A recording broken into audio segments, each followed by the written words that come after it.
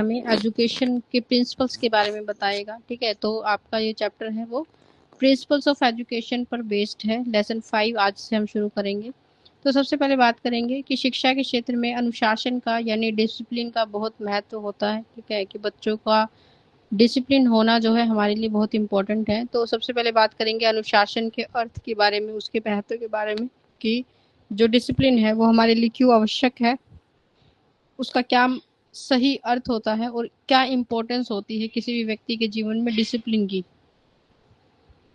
तो अनुशासन जिससे आप क्या कहते हैं कि ये क्या है, एक तरह का प्रायवाची आप इसे कह सकते हैं। ठीक है, जिसे हम क्या कहते हैं, डिसिप्लिन। इंग्लिश में आप इसे डिसिप्लिन कहेंगे और हिंदी में हम इसे अनुशासन के नाम से जानते हैं। और डिसिप्लिन की शब्द की जो उत्पत्ति है, ठीक है, मतलब ये जो शब्द है लिया गया है कहाँ से, डिसिपल नाम के शब्द से, जिसका जो अर्थ होता है कि किसी छात्र से, किसी शिष्य से, किसी शिक्षक से, ठीक है, या फिर अनुगामी जो आपका अनुसरण कर रहा हो, अनुगामी, या फिर जो व्यक्ति किसी की आज्ञा का पालन करता है उसे हम क्या बोलते हैं कि वो क्या है, डिसिप्लिन है, अनुशासित है।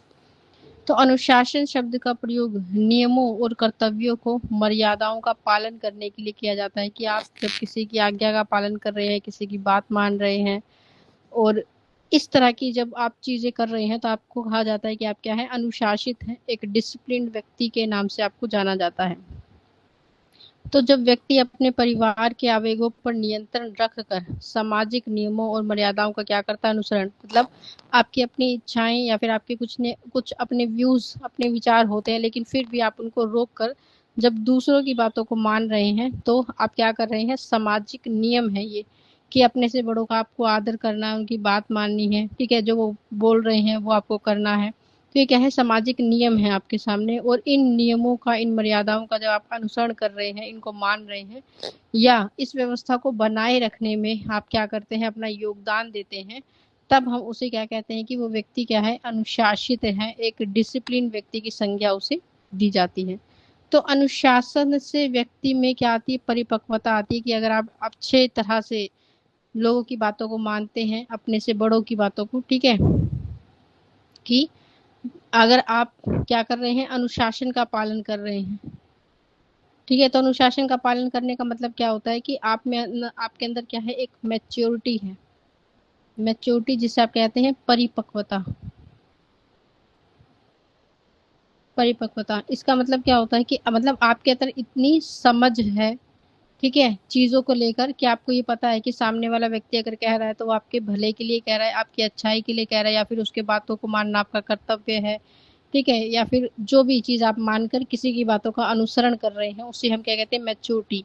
तो अनुशासन ये बताती है कि आप कितने ज्यादा मैच्योर पर्सन हैं। ठीक है, तो इसलिए क्या कहते हैं कि जब हम अनुशासन की बात करते हैं, अनुशासन से अगर आप डिसिप्लिन को फॉलो कर रहे हैं तो एक लेवल से आपको क्या पास क्या आती है, परिपक्वता आने लग जाती है। आप दूसरों के विचारों को समझने का, उसके पीछे कही हुई बातों को समझने के अर्थ को जो है वो समझ पाते हैं। तो आप क्या बनते हैं, एक मैच्योर पर्सन बनते हैं। किसी व्यक्ति के विचारों की गहराई को समझना, कि जैसे कोई व्यक्ति अगर आपको किसी काम को नहीं करने के लिए कह रहा है तो आप उसके नहीं के इस अर्थ को क्या है, समझ पाएंगे कि वो अगर मना कर रहा है तो क्यों मना कर रहा है। ठीक है, क्या वो आपके अच्छे के लिए कर रहा है या फिर वो चीज आपके योग्य नहीं है। ठीक है, या फिर उस चीज से आपको कोई लाभ नहीं होने वाला। तो इस प्रकार की चीजों के बारे में आप विचार कर पाते हैं। और सामाजिक संगठन की नींव को हम क्या करते हैं, दृढ़ दृढ़ बनाते हैं। कि समाज में जो बातें हमें बताई गई हैं कि अनुशासन क्यों जरूरी है, क्योंकि सामाजिक जो चीजें हैं और समाज के अनुसार कुछ चीजों को हमें क्या करना है, फॉलो करना है। कुछ नियम जो उनके द्वारा बनाए गए हैं उन नियमों को मानना है। ठीक है, मतलब हर चीज की क्या होती है, एक सीमा होती है किसी कार्य को करने की, उस सीमा को आपको क्या करना है, समझना है। तो ये क्या है, सारा सामाजिक संगठन के द्वारा बनाए हुए कुछ नियम है। और अगर आप किसी की व्यक्ति की बातों को मान रहे हैं, ठीक है, तो आप क्या कर रहे हैं, इन नियमों का पालन कर रहे हैं। और इससे आपका जो सामाजिक संगठन है, ठीक है, आपका जो सोशल ऑर्गेनाइजेशन है, वो सोशल ऑर्गेनाइजेशन क्या बनता है, और ज्यादा स्ट्रॉन्ग बनता है। ठीक है, तो समाज में इस चीज को क्या है, आप कह सकते हैं कि ये मान्यता प्रदान कर रहा है कि आप भी इस चीज को मानते हैं कि इन चीजों का होना जो है आवश्यक है एक अच्छे राष्ट्र के लिए, एक अच्छे समाज के लिए।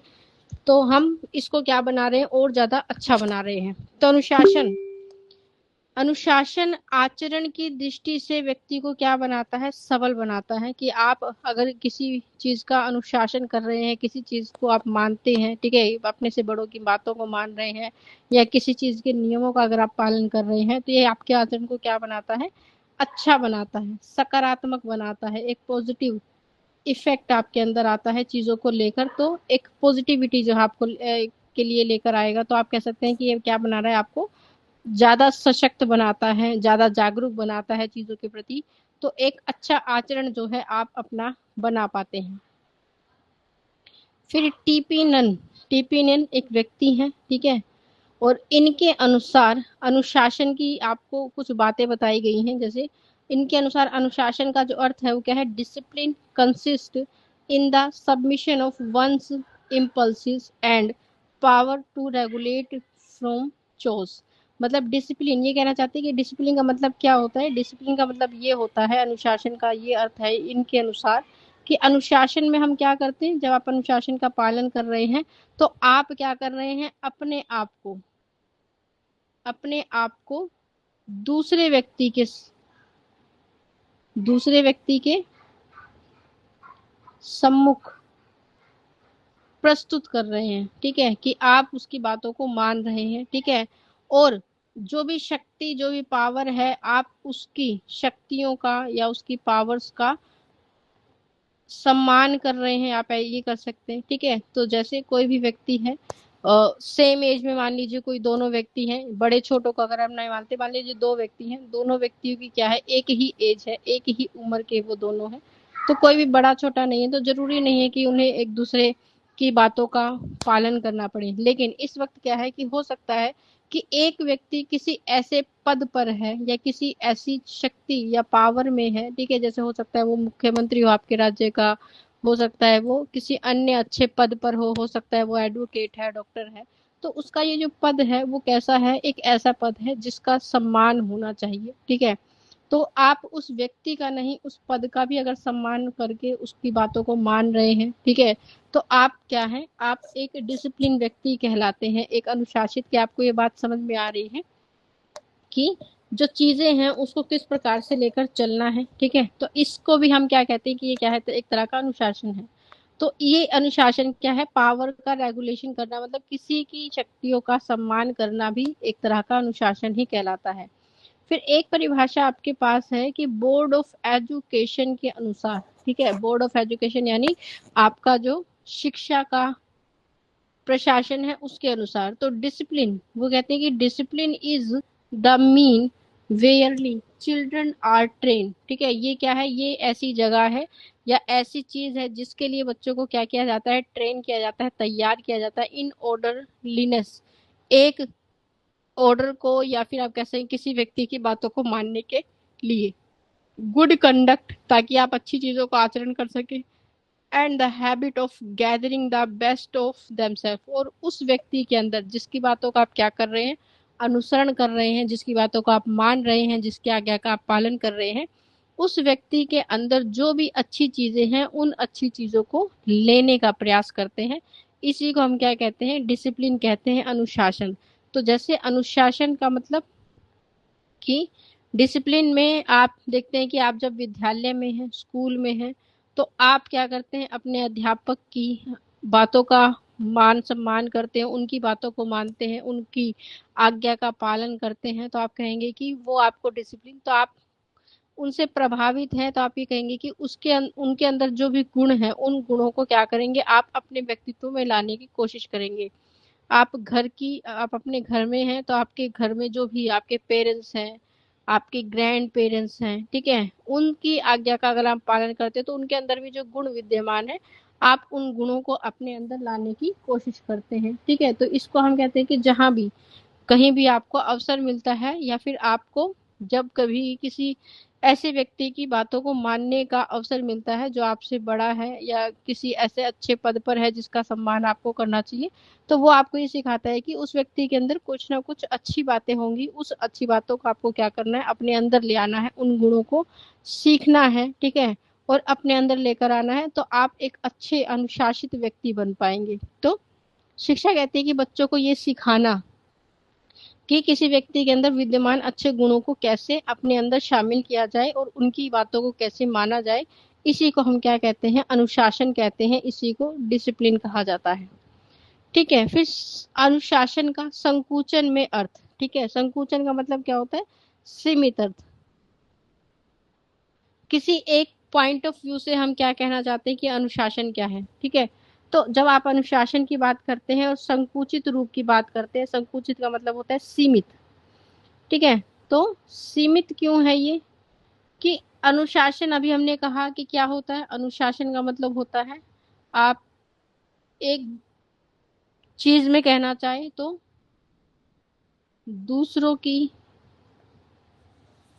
आज्ञा का पालन करना, ये अनुशासन कह रहा था कि किसी व्यक्ति ने आपको कोई भी काम कहा, कोई भी बात कही, आपने उस विचार को बिना किसी विरोध के स्वीकार कर लिया, इसे ही अनुशासन कहते हैं। ठीक है, ये एक वो चीज है जिसमें आप कह रहे हैं कि हाँ आपका विचार अच्छा था, सामने वाले ने उस बात को मान लिया। ठीक है, लेकिन जब आप सीमित चीज की बात करते हैं, संकुचित अर्थ की बात करते हैं, तो ये कैसा है, ये दमनकारी है। ठीक है, दमनकारी कैसे है कि ये क्या कर रहा है, एक तरह का शासन चला रहा है आपके ऊपर। ठीक है, कि आप किसी व्यक्ति की बात शायद आपको सही नहीं लग रही, लेकिन फिर भी आपको क्या करनी है, उसे माननी पड़ेगी। ठीक है, तो ये क्या है, दमन है, किसका, आपकी इच्छाओं का, आपकी भावनाओं का। ठीक है, तो आप जैसे कह सकते हैं कि जब कोई डंडे के जोर पर, ठीक है, या डांट कर या फिर आपको डरा धमका कर जब किसी चीज को मनवाने की कोशिश करता है, और उससे भी हम क्या कहेंगे, अनुशासन कहते हैं, मतलब उसकी कैटेगरी में उसको रखा जाता है जबकि वो है नहीं। तो ये अनुशासन कैसा होता है, ये दमनकारी है। ठीक है, इसलिए हम इसको कहते हैं कि ये कैसा है, ये इसका संकुचन, संकुचित अर्थ कहलाएगा। ठीक है, कि जिसमें क्या है, सीमाएं हैं, और इस आधार पर हमने क्या कहा कि ये अनुशासन को हम सीमित शब्दों में भी क्या कर सकते हैं, परिभाषित कर सकते हैं। तो संकुचित रूप से अनुशासन का अर्थ क्या होता है, दमनात्मक अनुशासन, जिसमें आप क्या कर रहे हैं, दूसरे व्यक्ति का दमन कर रहे हैं, उसको दबा रहे हैं। तो इस प्रकार के अनुशासन में बच्चों की इच्छाओं का दमन होता है, उनकी मूल प्रवृत्तियों का दमन होता है, उनकी भावनाओं पर कड़ा नियंत्रण किया जाता है। कि जैसे मान लीजिए बच्चा कुछ करना चाहता है या कोई गतिविधि करना चाहता है, लेकिन माता पिता उसे क्या कर रहे हैं, उसे करने से रोक रहे हैं, और वो ये मानते हैं कि ये क्या है, एक तरह का अनुशासन है। तो ये कैसा अनुशासन है, ये दमनात्मक, दमनकारी अनुशासन है कि आप उसकी इच्छाओं को, भावनाओं पर एक कंट्रोल कर रहे हैं। ठीक है, तो उन्हें प्रत्येक आज्ञा का पालन करने के लिए अगर डंडे के बल पर हम क्या करते हैं, विशेष रूप से विवश कर रहे हैं, ठीक है, कि उसे ये काम करना ही पड़ेगा, तो इस प्रकार के अनुशासन के अंतर्गत बालकों को आत्म अभिव्यक्ति के, मतलब उनके अपने जो विचार हैं, उन विचारों को ना तो सुना जाता है, ना ही उन्हें उन विचारों को व्यक्त करने का अवसर दिया जाता है। मतलब आपसे कभी पूछा नहीं जाता कि आप ये करना चाहते हैं या नहीं करना चाहते, सिर्फ बता दिया जाता है कि ऐसा करना है। ठीक है, तो आपको अवसर नहीं मिला अपने विचारों को रखने का। तो इस प्रकार से हम कह सकते हैं कि आपको अपने व्यक्तित्व, अपनी अभिव्यक्ति को व्यक्त करने का अवसर नहीं मिलता, जिसके चलते आपकी रचनात्मक, मतलब आपकी या बच्चे की जो भी रचनात्मक क्रिएटिव एक्टिविटीज या क्रिएटिव विकास होता है, वो संभव नहीं हो पाता। एक समय के बाद आप खुद से अपने विचारों को क्या कर देते हैं, त्याग देते हैं, कि कोई फायदा नहीं है अपने इन बातों का या अपने इन विचारों का, चाहे वो कितना ही अच्छा काम क्यों ना हो, क्योंकि आपकी बातों को कभी सुना ही नहीं जाएगा। तो आप उस बारे में विचार करना ही छोड़ देते थे। तो न ही उसमें मौलिक प्रतिभा का क्या होता है, जन्म होता है। ठीक है, तो मतलब जब क्या किया जाता है कि अगर आप अनुशासन की बातें कर रहे हैं, तो अनुशासन में क्या होना चाहिए, आपको बच्चे को समझाने का प्रयास करना है। ठीक है, वो भी उन चीजों के लिए जो शायद उसके लिए अच्छी है। ठीक है, और उसको अभी इतनी समझ नहीं है कि शायद ये चीज उसके लिए बेहतर है या नहीं है, लेकिन अगर उसके कोई अपने विचार हैं किसी चीज को लेकर, ठीक है, तो आप उन विचारों को एटलीस्ट सुनिए। ठीक है, तो जैसे वो कुछ भी करना चाहते हैं, कुछ सीखना चाहते हैं, ठीक है, किसी चीज में पार्टिसिपेट या प्रतिभागी बनना चाहते हैं, ठीक है, कोई अपनी प्रतिभा उनकी है, कोई भी वो चीज सीखना चाहते हैं, जैसे मान लीजिए डांस सीखना चाहते हैं या कुछ अन्य गतिविधि सीखना चाहते हैं, तो बहुत सारे पेरेंट्स ऐसे होते हैं जिनको ये लगता है कि ये सब चीजें सीखना उनके लिए उपयुक्त नहीं है, या फिर ये किसी काम नहीं आती है, समय या अपनी एनर्जी को क्यों ही वेस्ट करना। तो जो भी उनकी प्रतिभा है, तो आप उन्हें दबाने के बजाय उनको समझाकर भी इस चीज के लिए जो है मना कर सकते हैं। इसके बजाय कि आप क्या करें कि उनकी इच्छाओं का दमन हो, इन सब चीजों को से उनके मानसिक विकास पर क्या पड़ता है, एक प्रभाव पड़ता है, और उसके अंदर जितनी भी प्रतिभा होती है, जितना भी कौशल होता है, उस कौशल का क्या हो जाता है, दमन हो जाता है। ठीक है, फिर वो उतने अच्छे प्रकार से, उसने भली प्रकार से नहीं विचारों को व्यक्त कर पाएगा। एक डर, एक मन में भय भी उसके उत्पन्न हो सकता है। ठीक है, तो ऐसा ना हो इसके लिए क्या है कि थोड़ा सा चीजों के साथ कोऑपरेट करके चला जाए। फिर है अनुशासन का व्यापक अर्थ। ये तो सीमित अर्थ है, लेकिन जब आप अनुशासन की बात करते हैं तो वास्तव में अनुशासन किसे कहते हैं, तो व्यापक रूप में जब आप बात करते हैं, मतलब कि इसके विस्तार वाले रूप की जब बात करते हैं, तो अनुशासन से तात्पर्य क्या है, अनुशासन से मतलब है आत्मनियंत्रण, कि आपको खुद पर क्या करना है, नियंत्रण करना है। आत्म अनुशासन, आपको अपने ऊपर सबसे पहले क्या करना है, प्रतिबंध लगाना है। अर्थात बालक स्वयं अपनी भावनाओं को क्या करे, नियंत्रित करे। इस प्रकार के अनुशासन में कोई भी बाहरी रूप से उसकी इच्छाओं का दमन नहीं होता, किसी प्रकार की विवशता नहीं होती, न ही किसी प्रकार का दबाव उसके ऊपर होता है। तो आपको ये सिखाया जाए कि किस प्रकार से आप क्या कर सकते हैं और अपनी उन चीजों को नेग्लेक्ट कर सकते हैं जो आपके लक्ष्य में बाधा बनती हैं। ठीक है, तो एक समय के लिए या कुछ समय के लिए आपको क्या करना, ऐसी चीजों को त्यागना। ठीक है, उसे ही आप क्या कहते हैं, आत्मनियंत्रण, कि जो अभी आपके लिए अच्छा नहीं है आप उसे क्या करें, ना देखें ना सुने। ठीक है, ना उस गतिविधियों में भाग लें। तो जो आपके लिए अच्छा है उसको फोकस किया जाए। तो वर्ण बालक जो है स्वयं अपने स्वभाव को क्या करे, इस प्रकार बना ले जिससे कि वह केवल अच्छे कार्यों को करने की ओर आगे बढ़े, वह बुरे कामों को करने तथा नियमों का क्या करना, उल्लंघन करने के बारे में खुद से ही ना सोचे। ठीक है, तो इसके लिए आप ये है कि हर एक जिस भी चीज की आप बात करें, जिस भी विषय की आप बात करें, और अगर आप चाहते हैं कि बच्चा खुद से स्वयं क्या करे, वो उस चीज को त्याग दे, तो उसको उसकी अच्छाइयों के बारे में और उसकी बुराइयों के बारे में भी क्या होना चाहिए, पता होना चाहिए। कि अगर ऐसा होगा तो दोनों पक्षों के बारे में अगर उसे अवगत होगा तो वो एक निर्णय ले पाएगा कि क्या सही है और क्या गलत है, तो वो खुद पर क्या कर पाएगा, एक आत्मनियंत्रण कर पाएगा। ठीक है, तो इस नियंत्रण के लिए हमें उसे हर पक्ष के बारे में बताना होता है। जैसे आप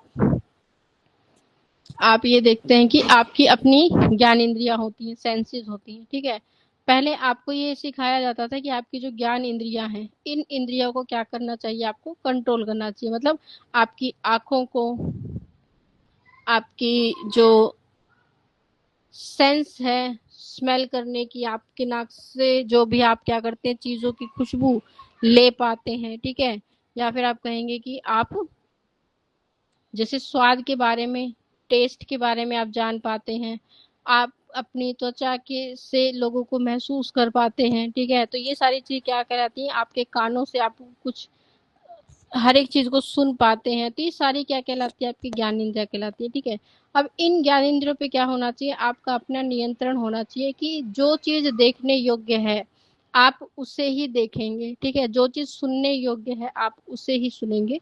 तो आपको ये बात पहले से मतलब सिखाई जाए कि क्या अच्छी चीजें हैं, क्या बुरी चीजें हैं, उनके ऊपर नियंत्रण। ठीक है, तो हर चीज को देखकर उसके पीछे नहीं भागना है आपको।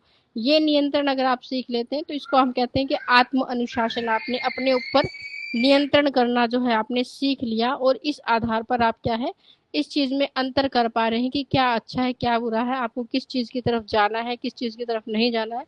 तो हर एक चीज को देखकर उसके पीछे अगर आप भागने लग जाते हैं तो क्या है, आप इस चीज के प्रति क्या है, बहुत ज्यादा संवेदनशील है कि आप अपनी ज्ञान इंद्रियों के वश में हैं। तो ये सारी चीजें ठीक है, आपको क्या सिखाती हैं, आपको एक अनुशासन, एक आत्म नियंत्रण सिखाती हैं। तो आप केवल अच्छे कार्यों को करने में क्या करें, उस पर ध्यान दें, बुरे कामों और बुरे नियमों से क्या रहे, दूर रहे।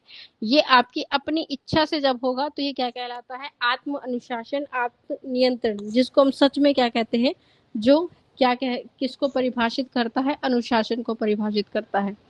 फिर अनुशासन के बहुत सारे प्रकार हो सकते हैं। ठीक है, कि टाइप्स ऑफ अनुशासन, अनुशासन के बहुत सारे प्रकार होते हैं। पहला प्रकार जो आपको देखने को मिलता है कि प्राकृतिक अनुशासन, कि प्रकृति आपको ये सिखाए कि अनुशासन क्या होता है, नियंत्रण करना क्या होता है। ठीक है, जब प्रकृति के आधार पर आप चीजों को सीख रहे हैं, तो प्रकृतिवादी अनुशासन यानी नेचुरल जो डिसिप्लिन है, उसके जो समर्थक है, मतलब जो लोग ये मानते हैं कि जो व्यक्ति है उसको हमें स्वतंत्र छोड़ देना चाहिए, उसे प्रकृति ये सिखाएगी कि उसे अनुशासन में रहना है और कैसे रहना है। ठीक है, तो इसके जो समर्थक है रूसो एक व्यक्ति हैं और स्पेंसर, इन दोनों के आप कह सकते हैं कि ये दोनों ये मानते हैं कि व्यक्ति के अंदर कौन सा अनुशासन होना चाहिए, प्रकृतिवादी अनुशासन होना चाहिए।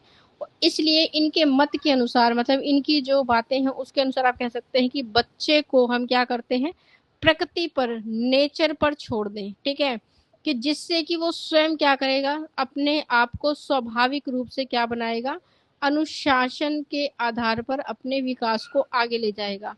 तो उसे प्रकृति के अनुसार क्या है, सफलता मिलेगी।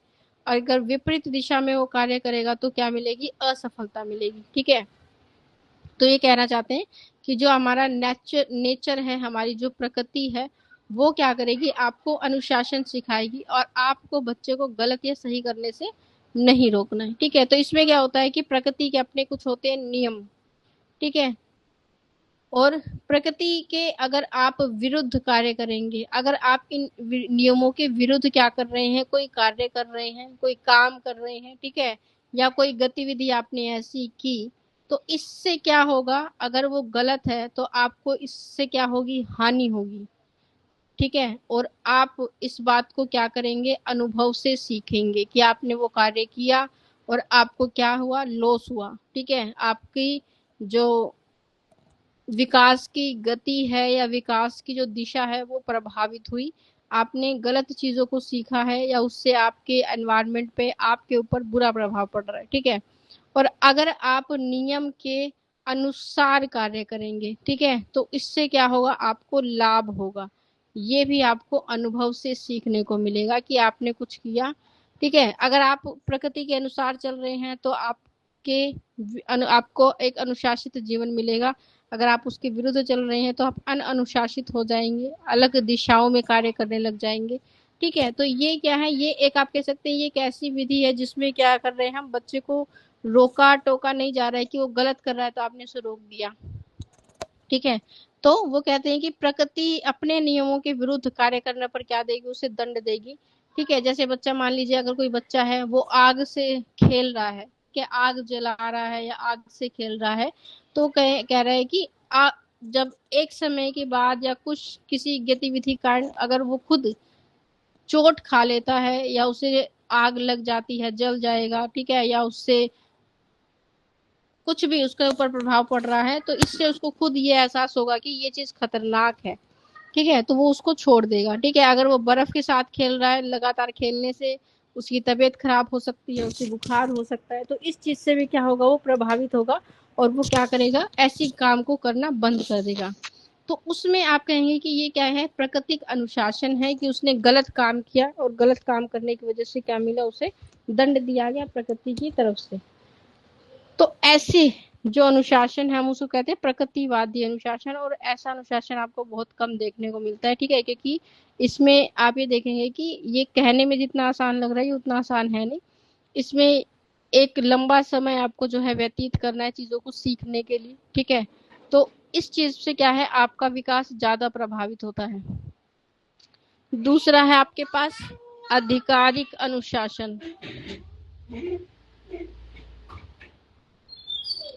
आधिकारिक अनुशासन की जब आप बात करते हैं तो इस अनुशासन का आश्रय क्या होता है, बड़ों के अधिकार में रहना, यानी आपके जो आपसे बड़े लोग हैं, आपके माता पिता, आपके गुरुजन, उनकी बातों को मानना। तो इस अनुशासन का आश्रय क्या है, बड़ों के अधिकार में रहना, मतलब वो जो कह रहे हैं, वो जैसा कह रहे हैं वैसा करना।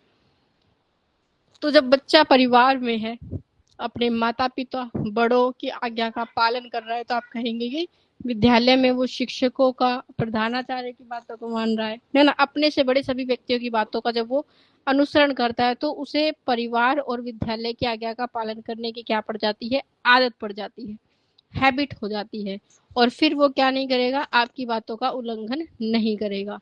तो इस प्रकार के अनुशासन को हम क्या कहते हैं, आधिकारिक की एक अधिकार के रूप में आप क्या कर रहे हैं, अपनी बातों को उसके सामने रख रहे हैं और वो उनका अनुसरण करता चला जा रहा है बिना किसी विरोध के। तो उसे एक टाइम के बाद क्या हो जाएगी, इस चीज की हैबिट हो जाएगी और वो हमेशा आपकी बातों को मानेगा, उसका अनुसरण करेगा। तीसरा है हमारे पास सामाजिक अनुशासन, कि समाज के भी क्या होते हैं, अपने नियम होते हैं, कानून होते हैं, और उनका भी हमें क्या करना पड़ता है, आचरण करना पड़ता है, उनका भी हमें पालन करना पड़ता है। तो इस अनुशासन से आश्रय क्या है, सामाजिक नियम और आदेशों का अनुगमन, यानी उनका पालन करना।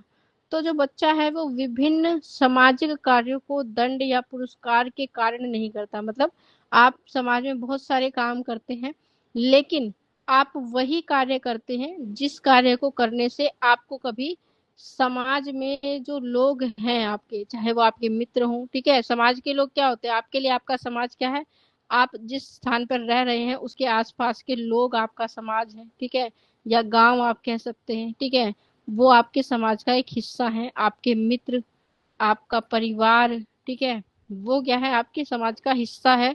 या जहाँ आप काम करते हैं, जिस वातावरण में, जहाँ जिस भी जगह आप क्या कर रहे हैं, कार्य कर रहे हैं, वहाँ के लोग भी क्या है, आपके समाज का एक हिस्सा है। तो आपका समाज क्या है, आपके आसपास के जो लोग हैं वो आपके समाज में आते हैं। तो अगर आप ऐसा कोई काम कर रहे हैं जो क्या है, गलत है, ठीक है, समाज जिसको स्वीकार नहीं कर रहा है, ठीक है, कि वो आपने जो किया है वो क्या है, गलत है, आप समाज उसे स्वीकार नहीं कर रहा है, तो आप क्या करेंगे, उस कार्य को करने से पहले 10 बार सोचेंगे, ठीक है, कि क्या ये सही है, क्या ये गलत है।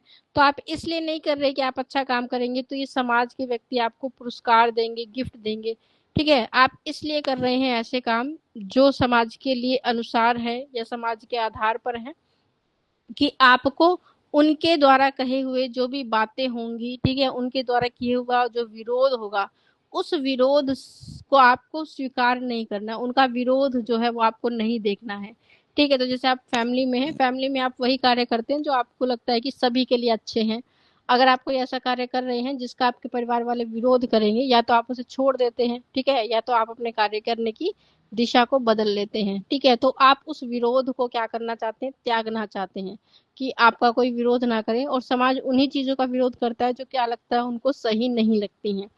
तो हम इसलिए कोई कार्य नहीं करते कि पुरस्कार मिलेगा या दंड मिलेगा, हम इसलिए ये कार्य कर रहे हैं कि उन्हीं कार्यों को करने से आपकी समाज में क्या होने वाली है, निंदा होने वाली है, आपको बुरा कहा जाएगा, ठीक है। उसको देख कर हम क्या करते हैं, अपनी गतिविधियों को नियंत्रित करते हैं, ठीक है, कि सामाजिक प्रशंसा, ठीक है, या सामाजिक निंदा के कारण हम अपने आप को क्या करते हैं, अनुशासित करते हैं कि ये कार्य समाज में इसको स्वीकार नहीं करेगा, या ये गलत है, नैतिक भावना के आधार पर गलत है, मौलिक भावना के आधार पर गलत है, ठीक है, सामाजिक भावना के आधार पर गलत है। तो उस आधार पर हम क्या करते हैं, चीजों को मूल्यांकित करते हैं और उन कामों को ही करते हैं जिसे समाज स्वीकार करता है। मतलब आप कह सकते हैं समाज के नियम के अनुसार हम क्या कर रहे हैं, कार्यों को पूरा कर रहे हैं, ठीक है। तो इसे सामाजिक अनुशासन कहते हैं। फिर है व्यक्तिक अनुशासन, यानी हर एक व्यक्ति का अपने ऊपर अनुशासन का होना, ठीक है। तो इसे हम आत्म अनुशासन या आत्म नियंत्रण भी कह सकते हैं, कि जब व्यक्ति पूर्ण मानसिक विकास हो चुका है, मतलब जब व्यक्ति क्या है, पूरी तरह से विकसित हो चुका है, उसे ये पता है कि क्या अच्छा है क्या बुरा है, हर एक चीज में वो क्या कर पा रहा है, अंतर कर पा रहा है, ठीक है। तो जब आपका विकास पूरी तरह से क्या हो गया, पूरा हो गया है, आप अच्छे और बुरे में क्या कर पाते हैं, अंतर कर पाते हैं, उस अंतर को समझ पाते हैं। मतलब आपको अच्छे से पता है कि कोई काम आप कर रहे हैं तो वो आपके लिए अच्छा है बुरा है, समाज के लिए अच्छा है या बुरा है, तब अनुशासन क्या होता है, आरंभ होता है। तो यह अनुशासन व्यक्ति को बुरे कार्यों को करने से रोकता है और उसमें एक आत्म नियंत्रण का भाव लेकर आता है कि उसे गलत काम करने से खुद को रोकना है। तो व्यक्ति जब इस प्रकार के अनुशासन को क्या करता है, अनुसरण करता है, फॉलो करता है, तो आप कह सकते हैं कि वो क्या कर रहा है, अपने आप पर नियंत्रण कर रहा है, अपने आप को अनुशासित कर रहा है। और वह सारे कामों को क्या करता है, विवेक से करता है। मतलब पहले ही वो विचार कर लेता है कि अगर मैंने ऐसा कोई काम किया तो इसका क्या प्रभाव पड़ने वाला है। उस आधार से आप कहेंगे कि सारे कामों को हम क्या करते हैं, पहले अच्छे से विचार करते हैं, उसके परिणामों के बारे में सोचते हैं, फिर किसी गतिविधि को क्या करते हैं, पूरा करते हैं। फिर आता है एक व्यावसायिक अनुशासन। व्यावसायिक मतलब जहां आप काम करते हैं वहां पर भी क्या होना चाहिए, एक अनुशासन होना चाहिए। ठीक है, तो इस अनुशासन से तात्पर्य क्या है, मतलब इस अनुशासन से आप क्या समझते हैं कि व्यक्ति अपने व्यावसायिक जीवन में जहां काम कर रहा है वहां पर भी क्या होना चाहिए, एक अनुशासन होना चाहिए। और वह अपने व्यवसाय में क्या है, ईमानदार। तो जैसे आप कोई भी मान लीजिए व्यवसाय कर रहे हैं, कोई बिजनेस कर रहे हैं, या फिर कहीं जॉब कर रहे हैं, आपके ऊपर बहुत सारे क्या होते हैं, कार्य होते हैं। ठीक है, तो उसमें क्या होनी चाहिए, ईमानदारी होनी चाहिए कि आप क्या है, ऑनेस्ट है। ठीक है, आप क्या है, किसी काम को करने में मतलब कोई काम कितनी अच्छी तरह से आप कर पाते हैं, मेहनती हैं कि जितना काम आपको दिया जाता है वो सारा काम आप अपने अनुसार अपनी इच्छा से पूरा करते हैं। काम को करने से पहले आप क्या करते हैं, उसके बारे में विचार करते हैं कि किस काम को किस विधि से किया जाए, क्या तरीका किया जाए कि ज्यादा से ज्यादा क्या हो, आपको आउटपुट मिले। ठीक है, मतलब जो परिणाम आप चाहते हैं वो मिले, नियमों के आधार पर करते हैं। ठीक है, कि एक आपका रूल रेगुलेशन होता है, उनको फॉलो करते हुए आप क्या कर रहे हैं, इनको पूरा करते हैं। ठीक है, और एक आपके पास क्या होती है, समय सीमा होती है। ठीक है, कि इतने समय में आपको ये काम पूरा करना है, तो इस आधार पर आप क्या कर रहे हैं, काम को पूरा। तो ये क्या है, एक तरह का व्यवसाय, मतलब आप अपने काम को क्या कर रहे हैं, नियंत्रित कर रहे हैं, अनुशासन के आधार पर कर रहे हैं, आत्म अनुशासन के साथ कर रहे हैं।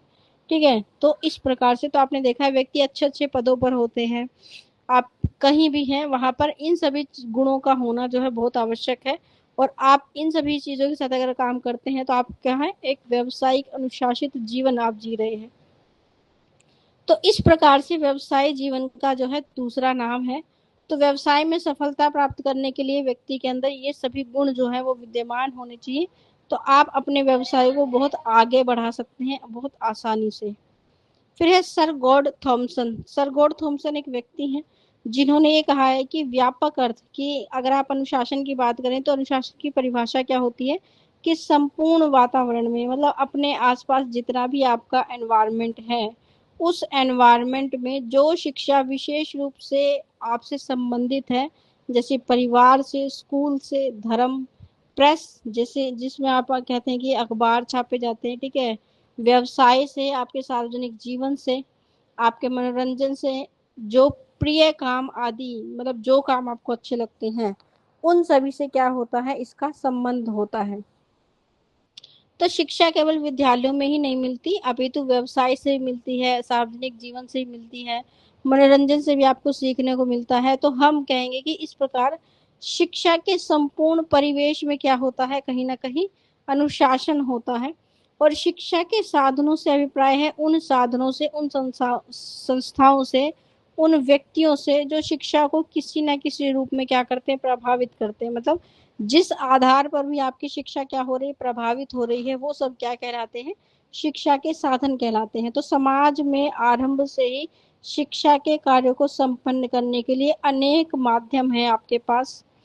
गॉड फ्राई थॉमसन ये कहते हैं, ये भी एक व्यक्ति है, कि व्यापक अर्थ में जब संपूर्ण वातावरण से मनुष्य का क्या बनता है, शिक्षा का मतलब जब आप ये कहते हैं कि आपका पूरा वातावरण, पूरा एनवायरमेंट, ठीक है, जिसमें आपका घर, परिवार, स्कूल, जहां भी आप जा रहे हैं वो हर एक स्थान शामिल है। ठीक है, जब ये क्या बनता है, पूरा वातावरण क्या बन रहा है, आपकी शिक्षा का साधन बन रहा है, शिक्षा का तरीका बन रहा है। लेकिन इसमें सबसे ज्यादा महत्व किसका होता है, आपके परिवार का, चर्च, प्रेस या व्यवसाय का। मतलब सबसे ज्यादा इस शिक्षा के साधन में आपके लिए जरूरी क्या है, आपका परिवार, चर्च। चर्च जैसे कि आपने देखा है कि कई जो धार्मिक चीजें होती हैं, जैसे आपने चर्च के आधार पर या चर्च में जो लोग होते हैं उन्होंने किसी विद्यालय, स्कूल की स्थापना की, तो वो भी क्या है, शिक्षा का एक माध्यम कहलाएगा। प्रेस, अखबारों या इन मैगजीन्स के माध्यम से भी आपको हमेशा सीखने को मिलता है, व्यवसाय या व्यापार से भी कुछ सीखने को मिलता है। तो ये सब क्या है, आप सब आपके लिए शिक्षा के साधन है। यहाँ पर चर्च की बात की गई है, किसी भी धर्म के द्वारा खोला गया अगर कोई एजुकेशन की, शिक्षा की कोई संस्था है, तो वो सब भी क्या बनेंगे, आपके शिक्षा से संबंधित वातावरण के में शामिल होंगे। जो क्या करता है, आपको शिक्षा के साधनों के अवसर देता है, ठीक है। यानी किसी भी धर्म के द्वारा स्थापित किया गया कोई स्कूल हो सकता है, कोई संस्था हो सकती है, कोई ट्रेनिंग सेंटर हो सकता है, जो शिक्षा देने का कार्य कर रहा है, वो सभी क्या कहलाएंगे, शिक्षा के साधन जो है कहलाते हैं। फिर शिक्षा के साधनों की आप अगर बात करें तो आपके पास 3 प्रकार के साधन होते हैं। शिक्षा के साधन में अनेक प्रकार के साधन आपको देखने को मिलते हैं, विद्वानों ने अलग अलग ढंग से इनका वर्गीकरण किया है, ठीक है। तो हम 3 आधार पर इसका वर्गीकरण पढ़ेंगे। पहला जो वर्गीकरण है आपके सामने, कि इस वर्गीकरण में शिक्षा के साधनों को 2 भागों में बांटा गया है, ठीक है। दूसरा जो वर्गीकरण होता है इस आधार पर, इस वर्गीकरण के अंदर एक तो निष्क्रिय होता है साधन और एक सक्रिय। निष्क्रिय साधन मतलब जो निर्जीव हैं, ठीक है। सक्रिय क्या होते हैं, जो गतिशील हैं। सक्रिय के अंतर्गत क्या आते हैं, आपके धर्म आ जाएंगे, आपके विद्यालय, संस्थाएं, समाज, राज्य, क्लब, ये सभी सक्रिय हैं। निष्क्रिय साधन क्या है, कि जब आप इनका इस्तेमाल करते हैं तभी आपको इनसे कुछ सीखने को मिलेगा, जैसे टीवी है, प्रेस है, रेडियो है, मतलब कोई भी निर्जीव वस्तु, ठीक है। तो एक्टिव होता है कि जो सक्रिय हो, जो लगातार क्या है, आप जिनके संपर्क में रहते हैं, ठीक है। और पैसिव क्या होता है, जो क्या है, गतिशील नहीं है, ठीक है, जिसे आप निष्क्रिय कहते हैं। और ये कब सक्रिय होंगे, ये जब आप इनका इस्तेमाल करेंगे। तो कोई भी ऐसी चीज जो क्या कर रही है, आपकी शिक्षा के साथ सीधे तौर पर क्या रखती है, संबंध रखती है, ठीक है, सीधा क्या करती है, आपको उससे जोड़ती है, तो उसको हम क्या कहते हैं। जैसे विद्यालय आपको डायरेक्टली एजुकेशन की आधार पर जो है उससे जोड़ता है, समाज में भी शिक्षा को सीधे तौर पर जोड़ा जाता है, जितने भी संस्थाएं या कोई ट्रेनिंग सेंटर है वो भी सीधे आपको शिक्षा से जोड़ती हैं। लेकिन निष्क्रिय साधन में, जैसे आप टीवी देख रहे हैं, टीवी पर आप क्या देख रहे हैं डिपेंड करता है उससे आपको क्या सीखने को मिल रहा है। प्रेस प्रेस में न्यूज है, मैगजीन है, ठीक है, कोई किताब छापी गई है, इसके आधार पर आप क्या पढ़ते हैं उससे, ये जब होगा जब आप उन्हें पढ़ेंगे, ठीक है, क्योंकि इन चीजों के प्रति कोई जबरदस्ती नहीं होती कि आपको पढ़ना ही होता है। और इसी तरह से रेडियो, कि जब आप इसे चलाएंगे, आप क्या सुन रहे हैं उस आधार पर आपको क्या है, चीजों को सीखने का अवसर मिलेगा। तीसरा वर्गीकरण होता है आपके पास ब्राउन के आधार पर। तीसरा वर्गीकरण है, इस वर्गीकरण के अंदर आप कह सकते हैं ब्राउन ने 4 प्रकार की शिक्षा के साधन बनाए हैं। एक होता है संविधिक विद्यालय या धार्मिक संस्थाएं। दूसरा होता है अविधिक परिवार, समाज या राज्य। तीसरा है आपके पास व्यवसाय, टेलीविजन, चलचित्र, चलचित्र यानी वीडियो, रंगमंच मतलब कोई प्लेटफॉर्म जहां से आप कुछ देख रहे हैं, ठीक है, पत्रिकाएं। चौथा होता है अव्यवसायिक, जो आपके व्यवसाय से संबंधित नहीं होता, जैसे खेलकूद है, नाटक है, कोई संघ है, समाज है, कल्याण, समाज कल्याण की जो चीजें होती हैं उसके आधार पर। तो ये सारी चीजें क्या है, कि तीसरे आधार पर शिक्षा के 4 साधन होते हैं। इसमें उपरोक्त सभी वर्गों को हम कुल 2 भागों में जो है रखते हैं, 2 वर्गों में, एक तो सविधिक में और एक अविधिक में, जिनके बारे हम क्या करेंगे, एक एक करके चर्चा करेंगे। तो शिक्षा के जब आप सविधिक या औपचारिक साधनों की बात करते हैं तो ब्राउन ये कहते हैं कि सविधिक क्या है, औपचारिक क्या है, कि जो आपसे सीधे संबंध रखता हो, ठीक है। तो ब्राउन ने शिक्षा के सविधिक या औपचारिक साधनों में व्यक्ति की नियोजित और विविधित शिक्षा की बात की है। मतलब आप कह सकते हैं कि इसमें हम किसकी बात कर रहे हैं, इसमें आप फॉर्मल एजुकेशन की बात कर रहे हैं, ठीक है। फॉर्मल एजुकेशन जो आपको स्कूल से मिलती है, जो आपको किसी ऑर्गेनाइजेशन या संस्था से मिलती है, आप कहेंगे, ठीक है, ऑर्गेनाइजेशन किसी संगठन से मिल रही है, ठीक है, किसी ट्रस्ट से मिलती है, ये सारी चीजें क्या कहलाती हैं। आप लाइब्रेरी को इसमें ऐड कर सकते हैं, वो भी शिक्षा का एक माध्यम है, ठीक है। बुक्स, जो भी चीजें आप क्या करती हैं जिससे आप कह सकते हैं कि ये कैसे हैं, डायरेक्ट हैं, आप इनसे सीधे तौर पर क्या हो पाते हैं, कनेक्ट हो पाते हैं। स्कूल में डायरेक्टली आप एजुकेशन लेते हैं, कोई भी ऑर्गेनाइजेशन का मतलब होता है इसमें कोई भी शिक्षा का जो है संस्था आ सकती है, जो किसी धार्मिक रिलीजन के द्वारा खोली गई हो या किसी सामाजिक व्यक्ति के द्वारा खोली गई हो, ठीक है, या आपकी गवर्नमेंट के द्वारा खोली गई हो, वो सब चीजें इसमें शामिल आ जाती हैं। ट्रस्ट यानी जैसे लोगों के द्वारा मिलकर कोई ट्रस्ट बना दिया गया, उसके द्वारा कोई स्कूल संस्था या कोई ट्रेनिंग सेंटर खोल दिया गया। लाइब्रेरी पुस्तकालय में आपको अलग अलग पुस्तकें पढ़ने का अवसर मिलता है, लेकिन आप उससे सीधे कनेक्ट होते हैं। तो ये सारे तरीके कैसे हैं, सविधिक हैं, औपचारिक हैं। तो ब्राउन की धारणा की विद्यालयों में वास्तविक शिक्षा दी जाती है, और जॉन डीवी क्या कहते हैं, इसे औपचारिक शिक्षा के अभाव में जटिल समाज में साधनों संसाधनों का हस्तांतरण। मतलब जॉन डीवी ये मानते हैं, आप कहेंगे कि जब फॉर्मल एजुकेशन की बात आती है तो कह रहे हैं कि फॉर्मल एजुकेशन का सबसे अच्छा तरीका विद्यालय स्कूल होते हैं, और ये समाज के आधार पर जो साधन है, सिद्धांत है, उनको इसमें अंदर शामिल नहीं करते हैं।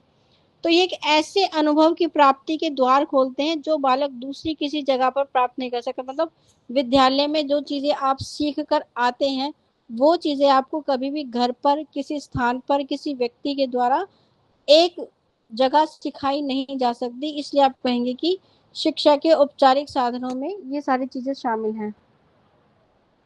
फिर है शिक्षा के अनौपचारिक साधन या फिर अविधिक साधनों की। जब आप बात करते हैं तो शिक्षा के अनौपचारिक साधनों में इनफॉर्मल तरीकों में आपका परिवार, आपका समुदाय, ठीक है, आपका किसी व्यक्ति के द्वारा बताई हुई बातें, देश काल यानी समय में आपने कुछ सीखा हो, परिस्थिति में अनुभव के आधार पर कुछ सीखा हो, ये सब अनौपचारिक साधन है। और रुचि, बच्चों की क्या है, रुचि के आधार पर उसका विकास करते हैं, वातावरण में परिवर्तन लेकर आते हैं। और जॉन डीवी ये कहते हैं कि बच्चों में दूसरों के साथ रहकर अनौपचारिक ढंग से शिक्षा प्राप्त करता है। मतलब जब आप किसी दूसरे व्यक्ति के साथ रह रहे हैं तो उसके विचारों से प्रभावित होते हैं, और ये क्या है, एक अनौपचारिक तरीका है शिक्षा को ग्रहण करने का। और साथ में ही रहने की प्रक्रिया शिक्षा देने का कार्य कहलाती है। यानी आप जिस व्यक्ति के साथ रह रहे हैं उससे आप लोगों को कुछ ना कुछ सीखने